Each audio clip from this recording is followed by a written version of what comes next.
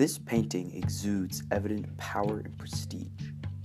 The Qianlong Emperor in ceremonial armor on horseback is a portrait of an East Asian figure painted by an Italian Jesuit painter, Giuseppe Castello, in 1739. Qianlong leaves little question about his authority, clad in the yellow armor of the Chinese emperor, armor that outshines even his surroundings, armed with a quiver full of perfectly fleshed arrows, arrows that are indeed quite large. Why would the Qianlong Emperor, Emperor of China during the Qing dynasty, want to portray himself in this manner?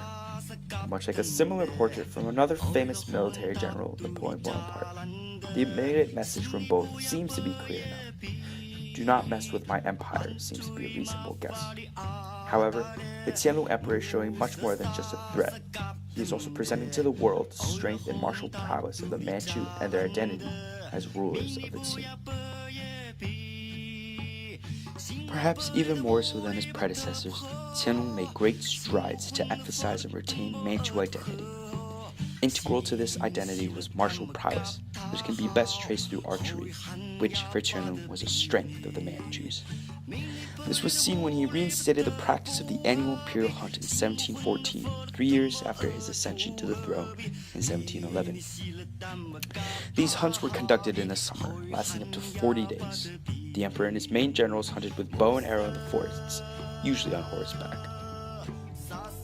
The battle hunt as a martial display originated as an old Manchu practice, Qianlong wrote in 1752. He also viewed this as an opportunity for his soldiers to cultivate the Manchu way, 为教养满洲之道, to prove that they were exemplars of the skills with archery belonging to the Manchu identity. Only then will I know whether you have truly practiced as you have preached, he said. But at this time, in the mid-18th century, the rest of the world was already progressing to gunpowder, muskets, and cannons. What response could the Qing bow and arrow provide against enemies like the Zungar musket? Beyond the hunting forests, archery still proved its worth as a symbol of Qing authority even in a modern battlefield, even when placed against those armed with the more modern muskets and gunpowder. The insistence on shooting with archery came from Qianlong's predecessor, Hong Taiji. What I fear is this, that the children and grandchildren of later generations will abandon the old Manchu way, neglect shooting and riding, and enter into the Chinese way. Qianlong actually had this declaration engraved, not by words, but rather in the depiction of Qianlong's conquest of Xinjiang.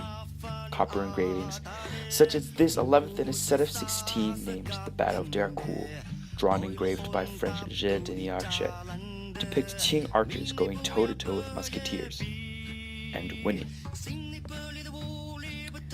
With this, we return to the portrait of Qianlong, now aware of the emphasis that not only Qianlong but the Manchus place on military strength as part of their identity, as part of their ethnicity. This painting fits right in with that assessment. What else would the leader of such a military might be wearing but the ceremonial armor of his people? What else would the leader be doing other than a Manchu-style hunt? And what else would the leader have but the most old Manchu way of using a bow and arrow, shooting from horseback?